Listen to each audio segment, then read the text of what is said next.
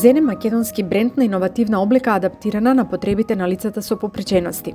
Зад него стои Гере Трипков, активист, креативец, лајфстайл коуч и над се човек со визија. Во Иновативност Insights разговаравме за тоа како Зен им помага на лицата со попреченост да го подобрат квалитетот на својот живот, но и за бизнис потенцијалите на овој иновативен бренд, прв од ваков тип во земјава. Може ли еве за нашите гледачи да објасниме што всушност е Зен, за каква иновативна и пред се уникатна модна колекција станува збор? Лицата со попреченост генерално имаат предизвик кога се работи за облеката која ја користат. Онаа облека која што е достапна на широкиот пазар за широка потрошувачка не ги задоволува нивните конкретни потреби. Ако би требало да зборувам на пример, кај мене тоа би значило дека доколку ти еве се облекуваш изутрина во 5 до 10 минути, мене би ми требало минимум 5 пати подолго време да се облечам. Ако е 5 минути, мене 25 минути, заради тоа што едноставно, нели, поради попреченоста, мора да имаме соодветни механизми за затварање, материјали кои што се соодветни, пошироки секако парчиња на гардероба. Со Зен фактички го решаваме тоа прашање и го намалуваме овој предизвик лицата со попреченост за пола од нивното време за облекување.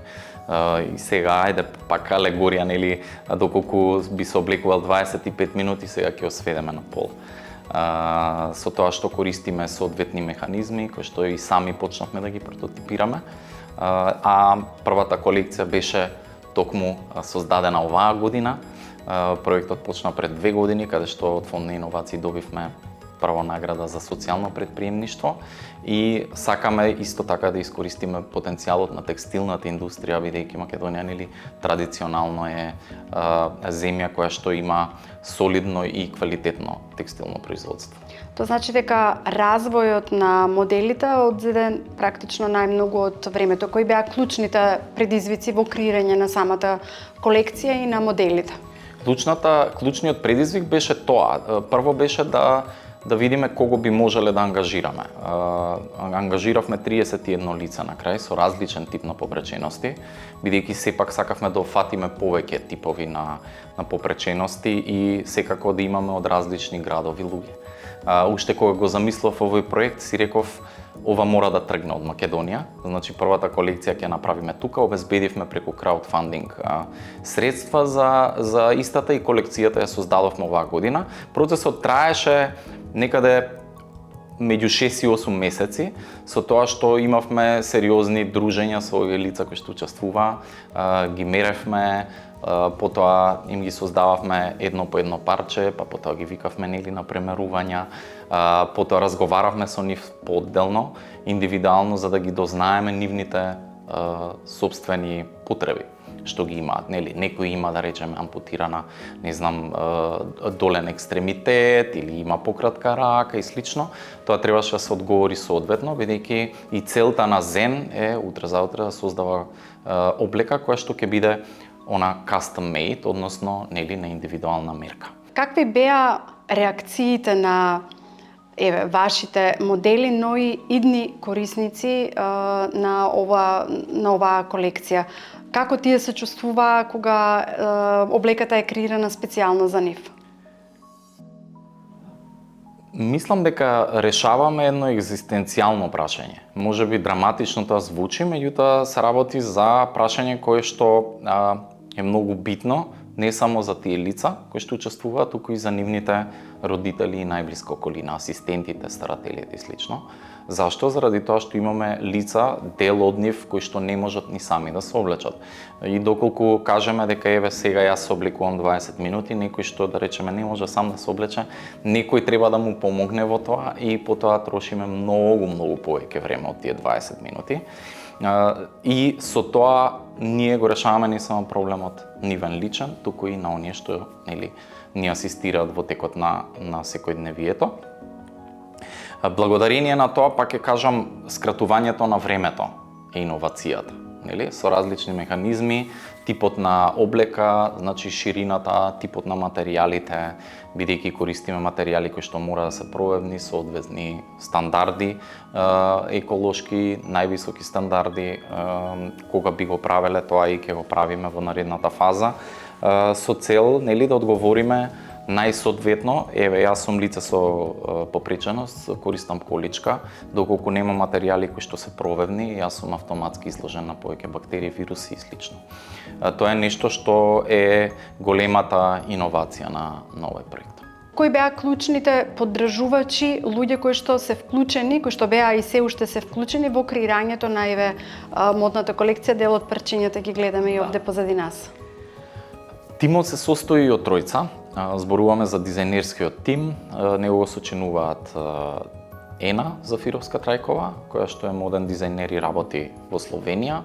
Таму создава одржлива мода и колекции кои што навистина се доста барани и ценети од страна не само словенечките купувачи, туку и кај нас и генерално во регионот.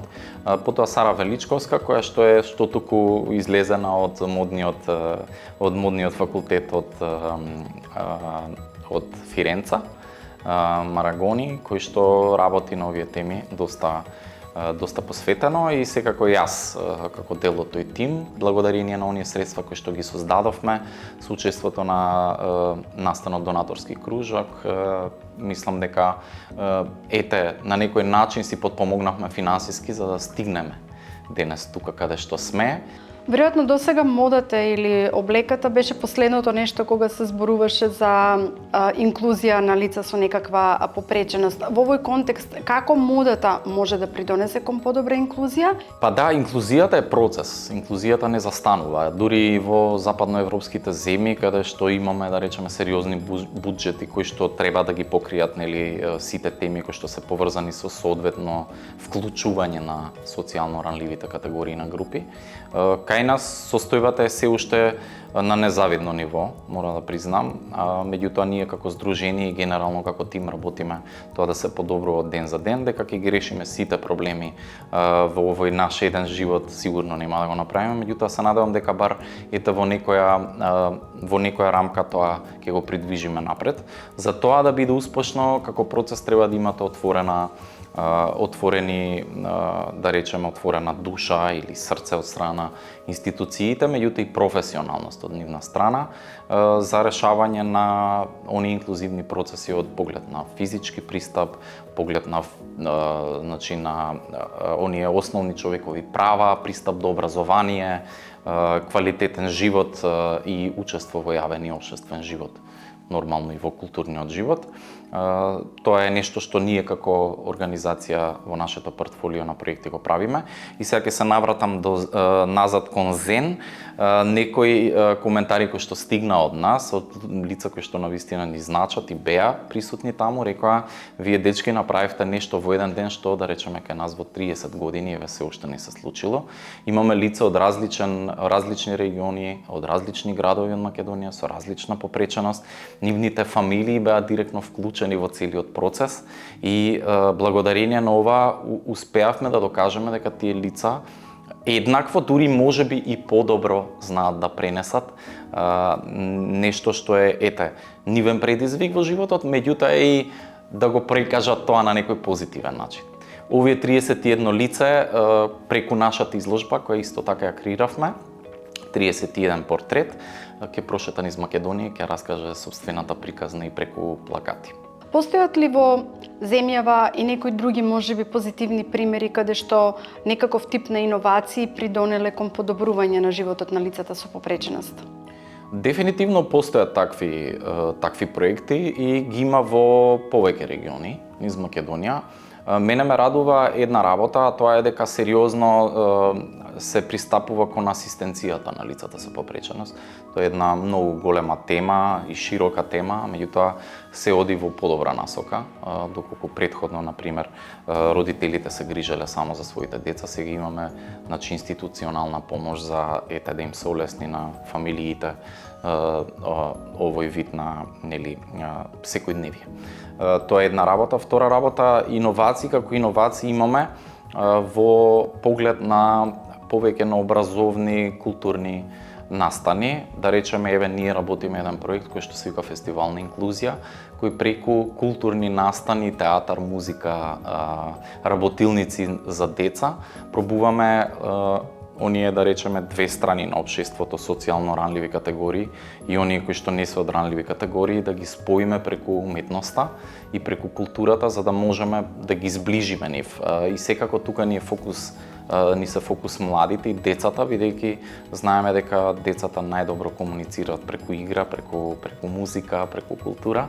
Она што исто така, еве, може да го споменеме, нашиот пријател Кристијан Лазарев, кој што веќе активно работи на тоа да имаме пристапност на интернет страните во Македонија. Тоа е нешто што е во зачеток, меѓутоа мислам дека е добра насока, заради тоа што не е доволно вие да аплицирате една апликација на вебсајтот, која што вие некаде таму во Америка создадена и да кажете да, мојот сајт е наполно пристапен за различен тип на лица кои што имаат различен тип на попречености. Сепак треба да тоа да има некакви стандарди и да биде изработено според стандарди. Која е големата визија на Зен и перспективата овој македонски уникатен бренд да стане глобално познат бренд? Визијата на Зен е да го подобриме човековиот живот. И да, прети се кај лицата со попреченост, меѓутоа мојата визија е дека би сакал да имаме утре задутре бренд кој што ќе биде популарен низ целиот свет, бренд кој што ќе создава иновативни решенија не само за лицата со попреченост, туку и нешто на што ние ќе сме горди тука во Македонија, затоа што мислам дека текстилната индустрија навистина доста пружа во Македонија, меѓутоа немаме брендови кои што се извозни од Македонија во светот. Тоа сакаме да го направиме низ стратегија каде што ќе нудиме продажба онлайн и во некоја среднорочна фаза ќе направиме платформа каде што секој ќе може и кастом парче да си направи, значи нешто по своја мерка, нели? Да си влезе, да си ги одбере додатоците што му се потребни и потоа, нели, да ја направи порачката и потоа ние да го испорачаме. Но она што е битно да се спомене е дека ние имаме лица со попреченост кои што се 20% од општеството. И тоа не зборуваме само за Македонија, туку и во целиот свет. Зборуваме за 1,2 милиарди луѓе кои што имаат специфични потреби, зборуваме за луѓе кои што не само се во цутот на младоста, зборуваме за луѓе кои што се веќе и во, нели, повозрасни, луѓе кои што одат, нели, и кон доцна старост, па потоа им се појавува некаков тип на попреченост, но меѓутоа зборуваме и за луѓе кои што сакаат да носат нешто тренди, нешто ново, нешто необично, а нешто што е така доста иновативно, пријатно, еколошки и одржливо подкрепено. Што фали за да ја постигнете оваа визија? Па фали прети се поддршка и тука не мислам на институционална, затоа што не сметам дека во моментот во Македонија има организации или центри кои што тоа би го поттикнале. Тоа го правиме надвор, меѓутоа многу би сакал ова инвестиција да биде инвестирана и подкрепена исто така од Македонија. И согласно на тоа бараме некој што ќе ни се приклучи или да окончиме онаа финансиска рамка која што ни е потребна за да почнеме веќе да влеземе во производство и да ја оформиме првата официјална колекција.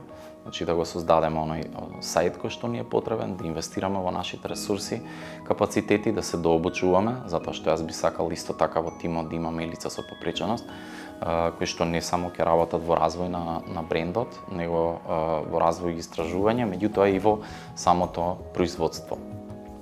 Така што дефинитивно она што го бараме е партнери од Македонија.